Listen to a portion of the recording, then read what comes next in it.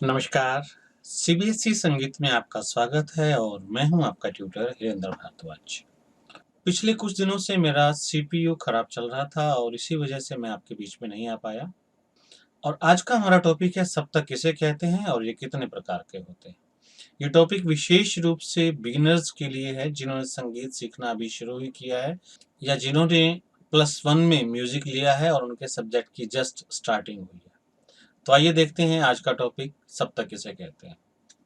जब हम सप्तक बोलते हैं तो ऐसा लगता है कहीं ना कहीं इसका संबंध सात से है, क्योंकि सप्तक सप्त से बना है जिसका अर्थ होता है सात। तो सप्तक की डेफिनेशन इस प्रकार दी जाती है, सात स्वरों का क्रमानुसार समूह। मतलब स्वर सात हों और सातों स्वर क्रम में हो, सीक्वेंस में हो, उसे सप्तक कहते हैं। आइए देखते हैं कैसे। जरा इन स्वरों को गिनिए, 1 2 3 4 5 6 और 7 स्वर हैं। अब नीचे वाली लाइन में जो स्वर हैं उन्हें गिनिए। नीचे वाली लाइन में भी स्वर सात ही हैं, ऊपर भी सात हैं। तो इन दोनों में से सप्तक किसको कहेंगे? नीचे वाली लाइन के स्वरों को। क्यों? क्योंकि उसमें स्वर सात हैं और सातों स्वर क्रम में भी हैं, सीक्वेंस में भी हैं।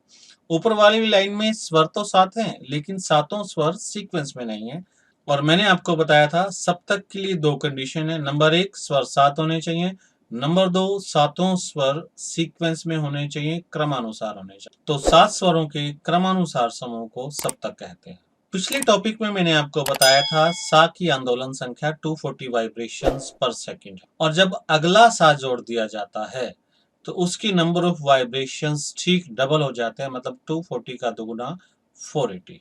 तो आइए देखते हैं सप्तक कितने प्रकार के हो सकते हैं। इस सा की ऊंचाई मैंने अभी बताया आपको 240 वाइब्रेशंस। अगले सा की ऊंचाई हो जाएगी 480 वाइब्रेशंस। और यदि हम नीचे आ जाएं तो नीचे वाले सा की वाइब्रेशन 240 का हाफ मतलब 120 हो जाएगी। और यदि हम ऊपर चलें तो ऊपर वाले सा की नंबर ऑफ वाइब्रेशन 480 की ठीक दुगनी मतलब 960 हो जाएगी। मतलब नंबर ऑफ वाइब्रेशन को डबल या हाफ करते चले जाएं तो नए नए सप्तक बनते चले जाएंगे। तो ऐसे में सवाल उठता है कि सप्तक कितने प्रकार के हो सकते हैं। आइए जानते हैं।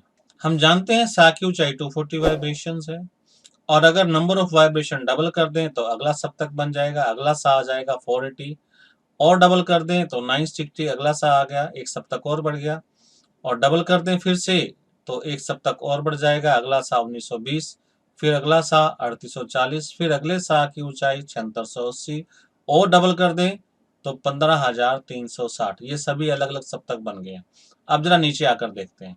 सा 120 जो कि 240 का हाफ होगा, इसका भी हाफ कर दें तो 60 हो जाएगा, एक नया सप्तक बन गया। इसका हाफ कर दें तो एक नए सप्तक के साथ एक सा और आ जाएगा जिसकी ऊंचाई है 30 वाइब्रेशन। और नीचे करें तो 15 से नीचे हो नहीं सकता। अब सवाल उठता है कि सप्तक कितने प्रकार के होते हैं। ये आपने देख ही लिया। यदि नंबर ऑफ वाइब्रेशन हम 15 से शुरू करके और बढ़ाते चले जाएं तो अनंत जाएगा, इनफाइनाइट, जिनकी कोई गिनती नहीं है। लेकिन हमारे यहाँ ऐसा नहीं है, सप्तक लिमिटेड है। और वो सप्तक लिमिटेड क्यों है और कितने हैं ये आप अभी जान जाएंगे। हमारी देखने, सुनने और बोलने की हर चीज की एक लिमिट फिक्स है। उस लिमिट से ऊपर या नीचे जाकर हम नहीं बोल सकते। तो पहले बात करते हैं सुनने की। हमारी सुनने की मिनिमम ऑडिबल रेंज है 20 वाइब्रेशंस पर सेकंड। उसे 20 हर्ट्ज भी कहा जा सकता है। मतलब 20 हर्ट्ज से अगर नीचे की कोई साउंड है तो उसे हम सुन नहीं पाएंगे। वो भले ही साउंड सोर्स हमारे कान के बिल्कुल पास में हो, फिर भी हमारे कान उस वाइब्रेशन से प्रोड्यूस हो रही साउंड को नहीं सुन पाएंगे। अब आते हैं मैक्सिमम रेंज पर, दैट इज 20,000 हर्ट्ज।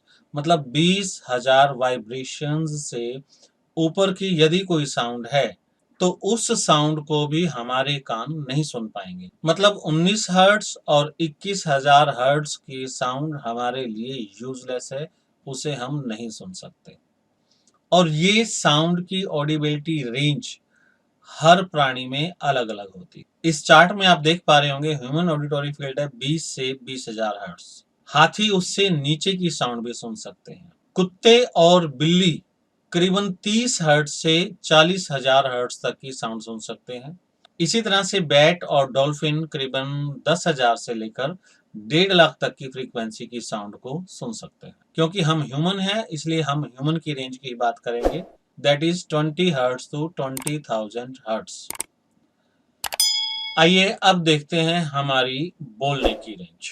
एक सामान्य आदमी अपने गले से 120 से कम की वाइब्रेशंस की साउंड प्रोड्यूस नहीं कर सकता, और मैक्सिमम की यदि हम बात करें तो 960 मैक्सिमम रेंज है। इससे ऊपर की साउंड एक आम आदमी अपने गले से पैदा नहीं कर सकता।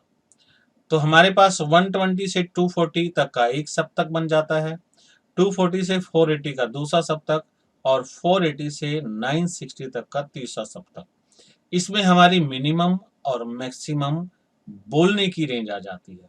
और जब हमारी बोलने की मिनिमम और मैक्सिमम रेंज 3 सप्तक में ही पूरी हो जाती है, तो हमें बाकी सभी सप्तकों की जरूरत नहीं है। इस तरह से हमारे पास ये 3 सेट बन जाते हैं। सारेगामापाधानी जो कि मध्य सप्तक का है, जिसकी सा की ऊंचाई 240 है, अगला सा 480, और नीचे वाला सप्तक जिसके सा की ऊंचाई है 120, और ऊपर वाले सप्तक के यदि हम सा की बात करें तो दैट इज 960। इस तरह से हमारे पास 3 सप्तक बनते हैं। अब समस्या वही आ गई है जो स्वर वाले टॉपिक में आई थी। स्वर वाले टॉपिक में कुछ जुड़वा स्वर आए थे, 2 एक जैसे दिखने वाले स्वर आए थे, और यहाँ एक जैसे दिखने वाले 3 सप्तक आ गए हैं। तीनों की ऊंचाई अलग अलग है, लेकिन दिखने में तीनों एक हैं। तो यहाँ भी हमें निशानी लगानी पड़ेगी, कोई आइडेंटिफिकेशन मार्क लगाना पड़ेगा, ताकि हमें पता चले कौन से वाला कौन सा है। और उससे पहले मैं आपको इसके नाम बता दूं, जो नीचे वाला सप्तक है उसे मंद्र सप्तक कहते हैं, और जो सबसे ऊपर वाला सप्तक है उसे तार सप्तक कहते हैं। और जो बीच वाला सप्तक है, क्योंकि ये बीच में है, मध्य में है, इसलिए इसे मध्य सप्तक कहते हैं। अब आते हैं आइडेंटिफिकेशन मार्क पे।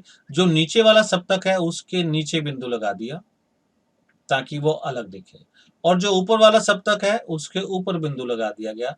अब तीनों के तीनों सप्तक अलग दिख रहे हैं। जो नीचे वाला है उसके नीचे बिंदु, जो बीच वाला है उस पर कोई निशान नहीं, और जो सबसे ऊपर वाला है उसके ऊपर बिंदु। और यदि तार सप्तक से भी ऊपर जाना हो, मतलब अति तार में जाना हो, तो उसके स्वरों को दर्शाने के लिए ऊपर 2 बिंदु लगाए जाते हैं। इसी तरह से यदि मंद्र से भी नीचे आना हो, मतलब अति मंद्र में आना हो, तो उसके नीचे भी 2 बिंदु लगा दिए जाते हैं। और ये था आज का हमारा टॉपिक, सप्तक किसे कहते हैं, कितने प्रकार के होते हैं।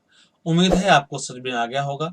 इसके रिटन नोट्स का लिंक मैं डिस्क्रिप्शन में दे दूंगा, आप वहां से देखकर अपनी नोटबुक में नोट कर लें। अगर आपको मेरा ये प्रयास पसंद आया हो तो शेयर और सब्सक्राइब जरूर कीजिएगा।